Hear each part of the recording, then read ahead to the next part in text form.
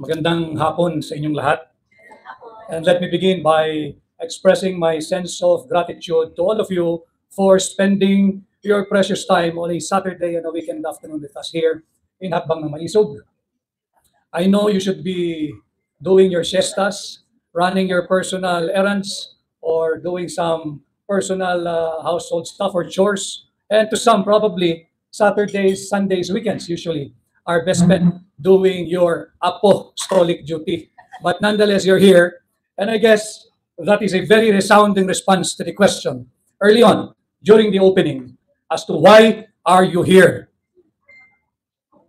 You being here today, this Saturday afternoon, is very meaningful because we in Hakbang na Maisog, we go around the country, we visit Filipino communities abroad para dalhin sa kanila yung tunay na nangyayari sa ating bansa.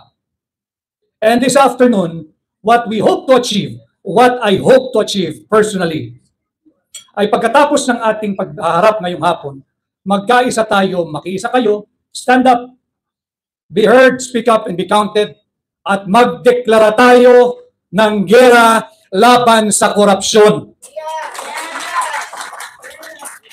Let us be united and let's declare war against the continuing rape of our public coffers. Magdeklara tayo ng giyera, magdeklara tayo ng digmaan laban sa walang humpay at patuloy na panggagahasa sa kaban ng bayan sa pera nating mga Pilipino.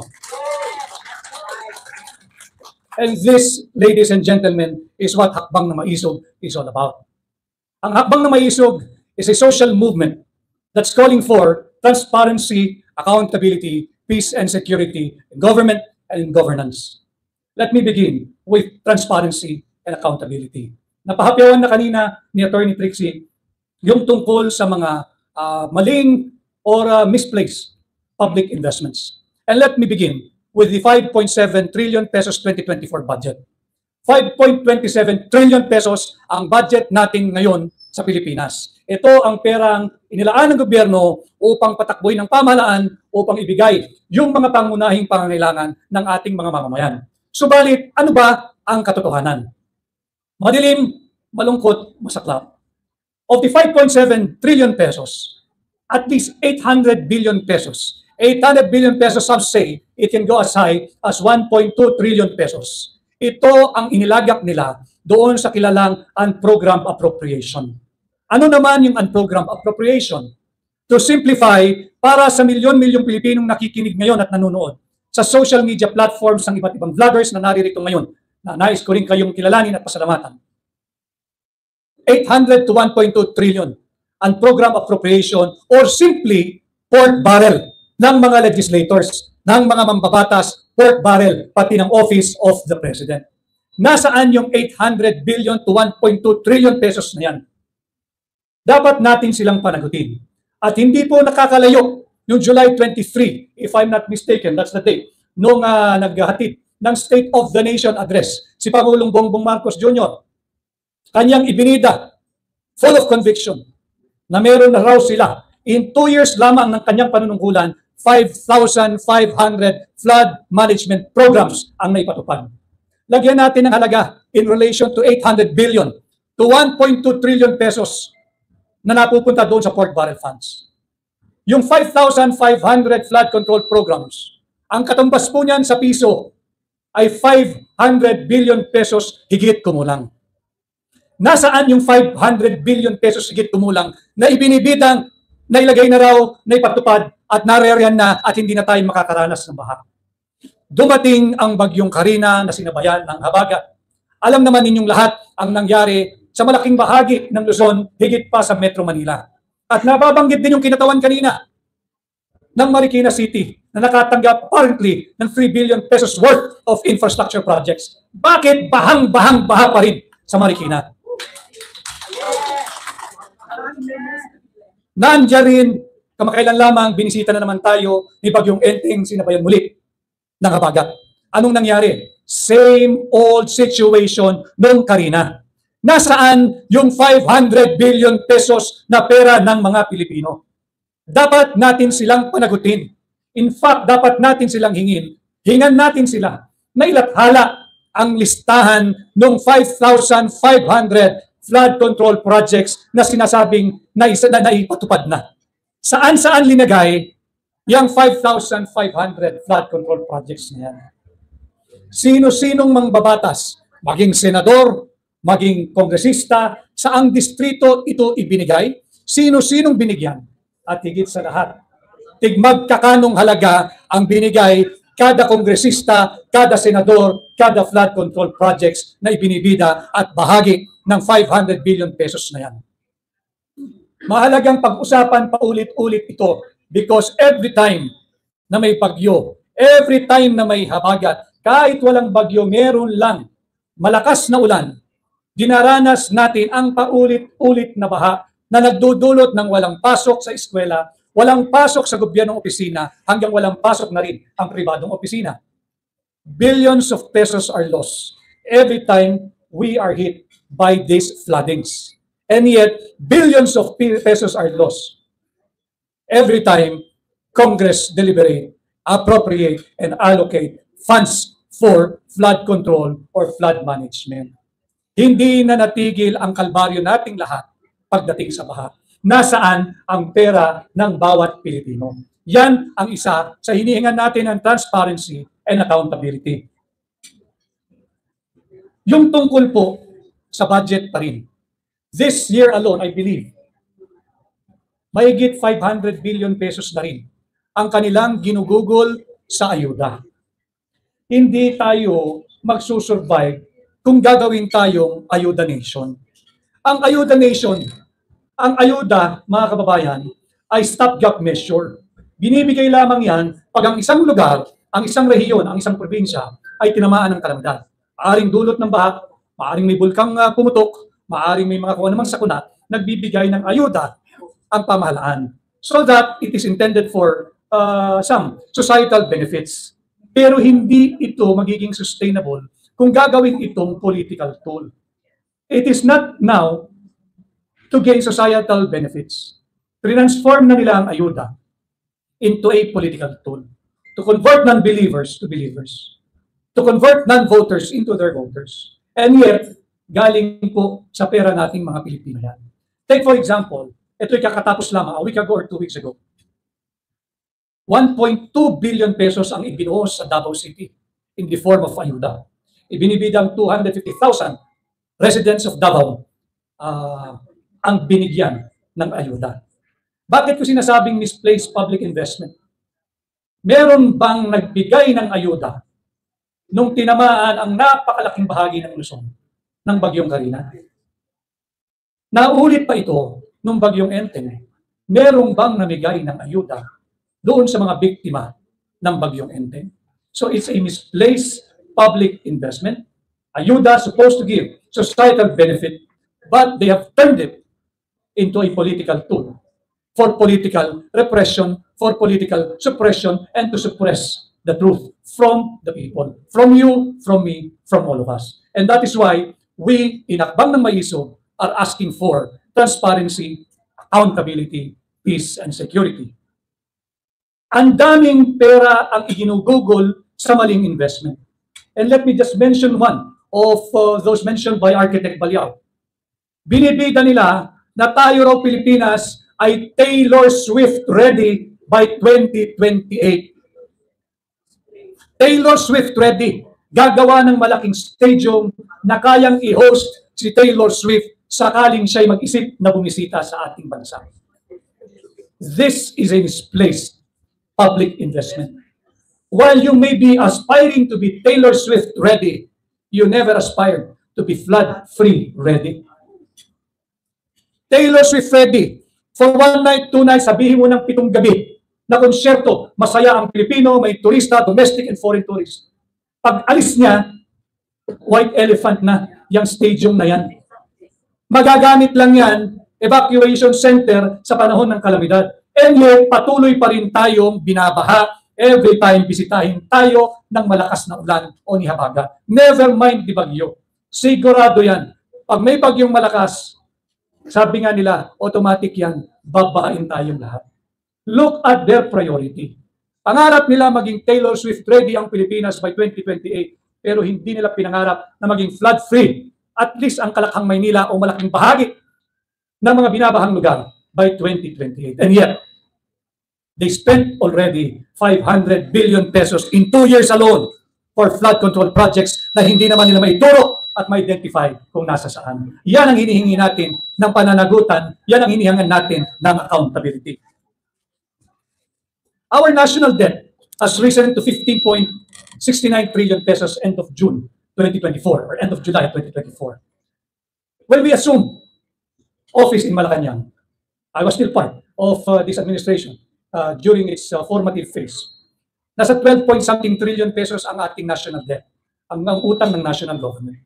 Ngayon, 2 years into office, ang utang na ng national government ay 15.69 trillion as of end July 2024.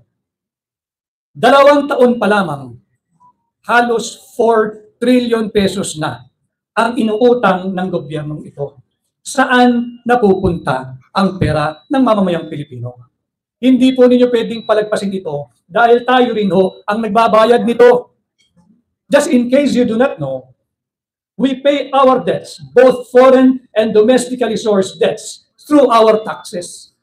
And what is frightening now is sometime in August, no less than the chief executive of the land admitted that he himself is frightened because the debt to GDP ratio is 63%. Ano po ang significance nun?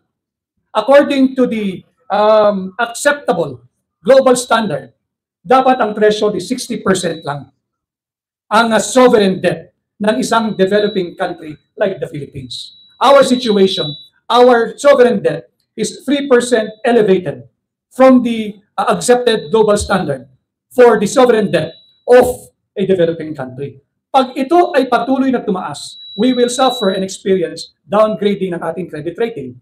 Pag bumabaho yung ating credit rating, tataas po yung cost of borrowing. And so on and so forth. Magde-devalue ang piso, lalong lilit ang halaga nito, at parang magdadaos-daos na po ang pagiging problema natin sa pananalapi at ganoon din sa inflation. So makikita natin dito, ang problema patuloy pa rin. Corruption and inflation. Mali yung public investments na ginagawa ng pamahalaan.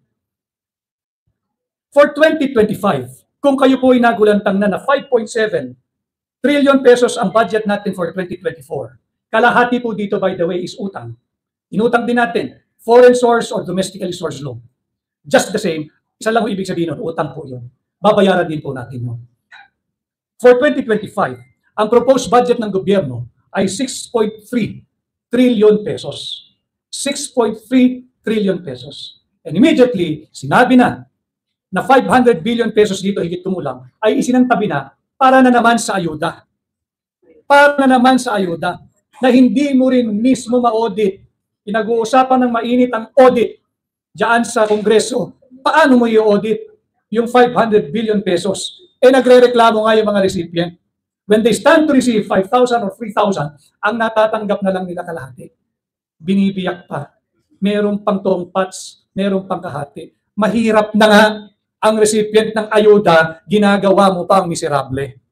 Mahirap na nga yung recipient ng ayuda, tinatanggalan pa nila ng dignidad. Iyan ang bagong Pilipinas. It is important that I raise these matters to you because we always hear this government talk about economic growth. Let's stop fooling ourselves. Let's stop fooling our people. It is a fundamental principle in economics. When you talk about economic growth, you must outpace your debt. Hindi pwedeng mas malaki ang iyong pag-uutang kesa sa iyong economic growth. You have to outpace and you have to outgrow your debt. But as of now, mas malaki yung ating inuutang kesa dito sa ating tax collection. There are ways na makapaggalikom at makapag-raise ng panibagong pondo, and that is through the introduction of new tax scheme. Ayaw naman nila. Bakit? Going into an election year, that is very unpopular. Maaari mo ring itaas ang existing taxes na pinaiiral ng gobyerno. Hindi rin nila gagawin yan. Why? Because that is also very, very unpopular leading into an election year. So anong gagawin nila? Meron bang viable economic activity ang bansa? Wala rin. Bakit? Dahil na rin yung gobyerno mismo ang nagsasabi na tayo ay malapit na sa bingit ng digmaan laban sa China. Sinong matinong foreign investor, sinong matinong mga ngalakal ang magdadala ng kanyang hard-earned money sa isang bansang katulad ng Pilipinas na nasa bingit na ng digmaan laban sa kanyang superpower na kapitbahay na ang pangalan ay China. Now, since hindi sila handa at ayaw nila na magtaas ng mga buwis o dili kaya ay to introduce new taxes and there is an absence of economic viable activity, what do? We rely on our mga bagong bayani, yung OFW. Were it not for their remittance last year, $33.49 billion ang kanilang remittance. This was for last year. Hopefully, mas malaki ang iambag nila ngayong taon. Nag-iikot kami kasama si Atty. Trixie sa iba't ibang bansa. Hinaharap natin yung ating mga Filipino community. Both yung migrants doon, yung mga workers natin doon. Sila mismo nagsasabi, paano ho kaya kung hindi na lang kami magpadala ng pera? Unang-una, kawawa yung mga kamag-anak ninyo. Pangalawa, kung gusto lang nating magprotesta, we can encourage them. Pero ultimately, ang tatamaan ng ating ekonomiya. If they stop spending here in the country through remittances, sa kanilang mga kamag-anak, yung mga pinag-aaral, yung mga utang na binabayaran, tatamaan ang buong ekonomiya. Tatamaan ng lahat ng mga Pilipino. Yun yung sinasabi, pinupunto kanina ni Architect Butch. Hindi porke middle class kayo o napapabilang sa upper strata of the society, safe kayo. Pag nagpatuloy ang ganitong mismanagement, this non-judicious way of spending public funds, this imprudent fiscal management, even those in the middle class, the upper middle, and the upper class of the society will get hit. Sino lang ang mag-i-enjoy? E di yung patuloy na nagnanakaw sa gobyerno. That is why, ang sabi ko sa inyo kanina, pagkatapos natin ngayong hapon, sana we all be united at magdeklara tayo ng giyera laban sa korupsyon. Even the mayor of Baguio City, Mayor Benji Magalong, in one of his public forum, when he spoke, sinabi niya, nag-present pa siya, mayroon pa siyang visual presentation. 70% ng bawat kontrata ang napupunta sa korupsyon. Halimbawa, ang isang flood control, wag nating tigilan yung flood control, panagutin natin sila dito.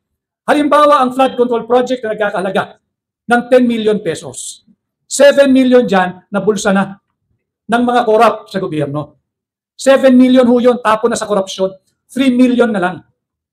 Yung 3 million na yan, anong kalidad ng flood control projects pang inaasahan ninyo na mapapaito pa dyan? Wala nang quality yung implementation ng 3 million pesos worth na originally 10 million pesos worth, for example, na flood control project. Siyempre, yung 3 million na yan, hindi naman lahat yan i-implement mo eh. May kontratista. May cost of money yung mamumuhunan. At dahil siya yung mamumuhunan, natural lang na dapat siyang kumita. Ano pa kikitain ng kontratista sa 3 million? Di siya mismo mandadaya na lang din. Ma-implement lang yung project, bahala na. Anyway, pagka isang malakas na ulan, inaano diyang flood control project mo, bibigyan ka na naman ulit na mambabatas. Bakit? Eh, kita uli siyang 70%. Bahala na yung mamamayan. Kahit nakatira ka pa sa isang magarang subdivision, walang ligtas sa baha. Hanggat hindi nila tinatapos ang problema natin sa korupsyon. Problema noon, 40 years back, 30 years back, and here we are, present, corruption pa rin ang problema. Huwag naman tayong maging manhin, o huwag na natin tanggapin na way of life ito. I still believe that most of us, not just in this room, but most of us, the Filipino nation, we still hold on to that Filipino virtues na tapat, makabansa, makatao, at higit sa lahat, Pilipino. Huwag natin pabayaan dahil hindi na po sa ating itong ginagawa natin na pakikipaglaban. Ito ay para na sa ating mga kabataan at yung mga darating pang sa ating lahi. And I agree with Butch, just giving a survey of those who are present in this room, I think all of you will be fine. Huwag lang tayo lahat magkasakit. Kung yun lang ang gusto nating papel sa buhay, you're neither here nor there, wala kang pakialam sa nangyayari sa lipunan, huwag lang magkakasakit, sa tingin ko okay na kayong lahat. Pero paano yung mga anak ninyo? Paano yung mga apo ninyo? Hahayaan nyo na lang ba na patuloy naggagahasain ng mga nasa pamahalaan ang pondo at pera nating mga Pilipino? Pag-isipan po ninyo yun at sana sa mga ganitong forum ay you will be more active. Speak up, make a stand, and let your voice be heard and be counted. Ano ang solusyon? Hindi naman ang administrasyon ni Bongbong Marcos ang nag-imbento ng korupsyon. Sa buong mundo may korupsyon. Pero hindi natin siya pwedeng paligtasin dahil higit malala ang korupsyon sa kanyang administrasyon. Ang problema noon, problema pa rin ngayon, mas malala pa ngayon. Still, the problem is inflation, graft and corruption, itong pork barrel at ang never-ending food and agricultural crisis. Name it. Rice crisis, onion crisis, sugar crisis, pati krisis sa asin. Krisis sa asin. All because of the unabated and continuing smuggling. Ang dami-dami nilang iniimbestigahan sa Kongreso. Bakit hindi ituloy yung investigation sometime, I think, January of 2023, tungkol sa smuggling ng agricultural products? Is it because the name of a person that is a close ally of Malacanang was mentioned? And I am referring to its public record, Michael Ma, the special envoy to China. Is that the reason? Bakit yung problema ng Pogo, 4 na ba na ho yatang dinidinig ito? Nakatakas na nga yung mismong suspect nila, nahuli na, naibalik na, iniimbestigahan pa rin. Bakit yung seryosong problema, higit na seryosong problema ng agricultural smuggling ay hindi itinutuloy? Dahil ba nababanggit din yung bayaw ng kasalukuyang Pangulo? Hindi dapat ganun ang trato kapag alyado pinalulusot, pag pwedeng paglaruan, ang karapatan ay inilirakan. And of course, this is very important too, yung ating flawed foreign policy. Yung US policy na pivot to Asia, yung Philippine policy na friends to everyone and enemy to none, nag-pivot na rin po tayo to the exclusion of all other nations. Exclusive na ho tayo na Amerikano po ang ating foreign policy. It's greatly influenced by the American policy. It's no longer the interest of the Filipino people. It's the interest of the Americans. That is why all of us, you, me, your loved ones, your children, your grandchildren, all the Filipinos, even those abroad, are now in harm's way because of a flawed foreign policy of pivoting all the way to the US to the exclusion of all other relations. Hindi tayo mananalo pag tayo pumasok sa digmaan laban sa China. Huwag na ninyong ambisyonin yan. Huwag din kayong maniniwala doon sa ironclad commitment ng Estados Unidos dulot ng 1951 Mutual Defense Treaty. That is a big fat lie. Because that 1951 Mutual Defense Treaty is not automatic and will not kick in automatically in case we find our nation in a full-blown armed conflict with China or with any other nation. Why?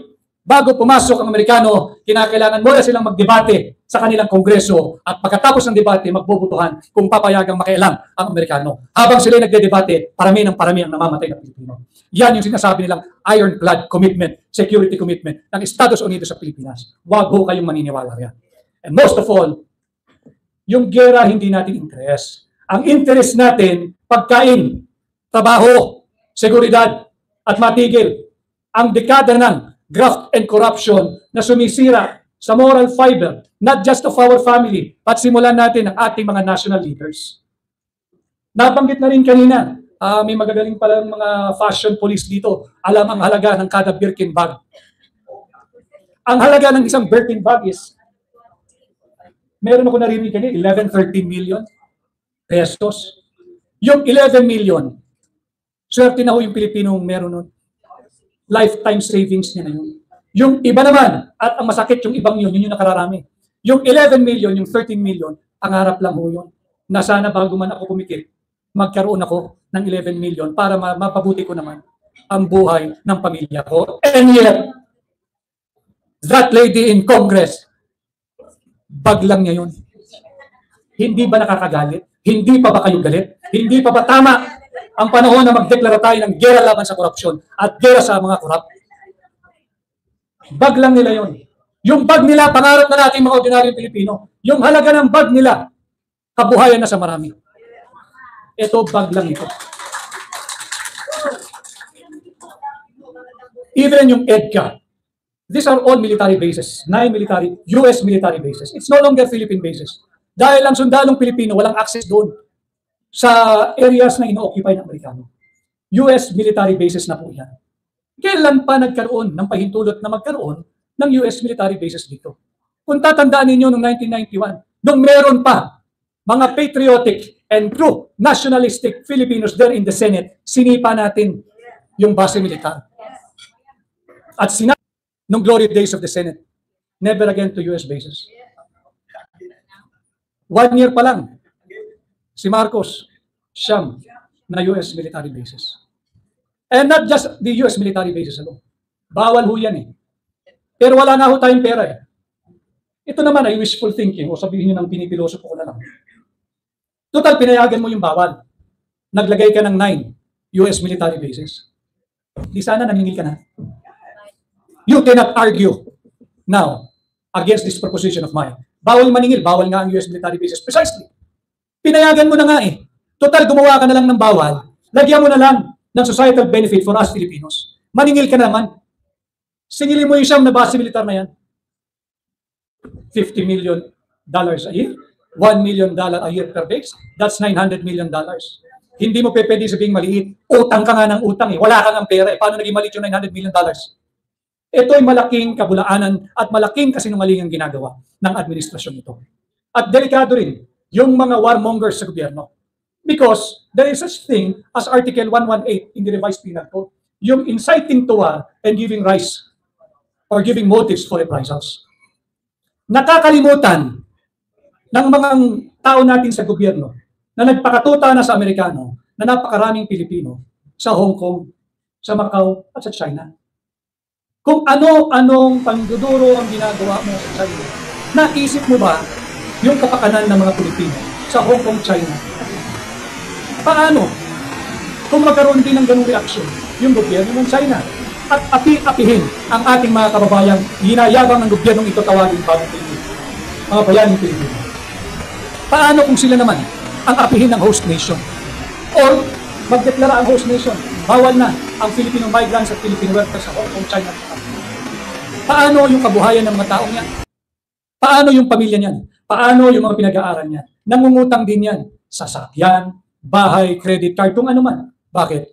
Pangarap ng isang ordinaryong Pilipino na mapabuti ang buhay ng kanyang pamilya. Yun sila. Kaya nga sila nagpakalayo-layo.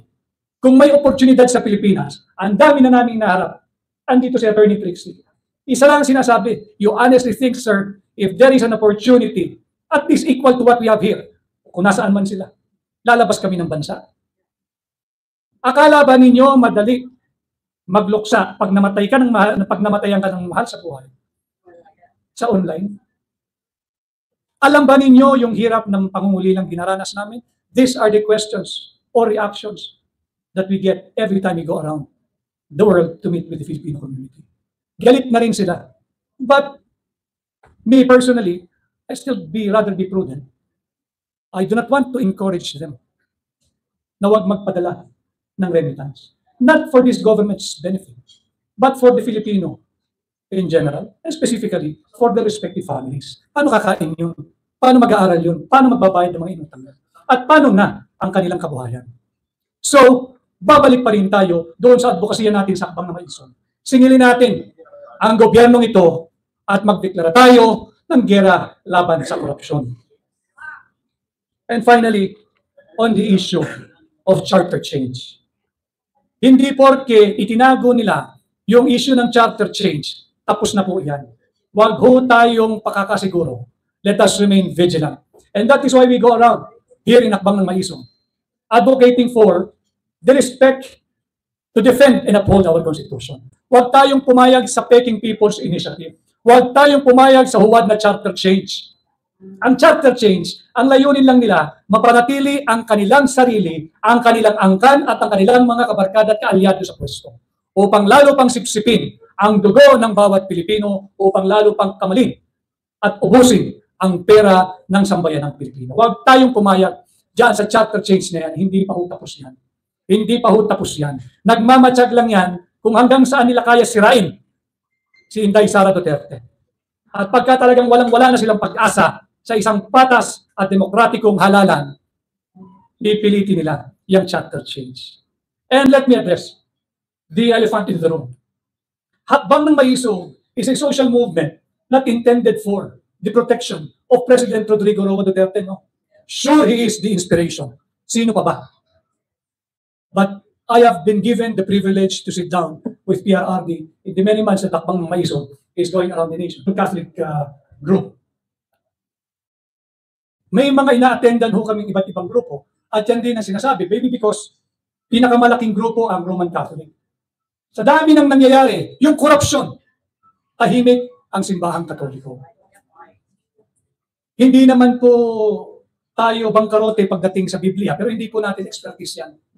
Subalit alam ko rin na it is stated in the scriptures, I think in Romans, that the government exists to promote what is good and to restrain what is evil. But what do we do if it is the government who is promoting evil and restraining good and suppressing the truth? I admit that it is in the scriptures na tayong mga sambayanan, we should submit ourselves to the duly established government. But conversely, is it a sin to resist a tyrannical government?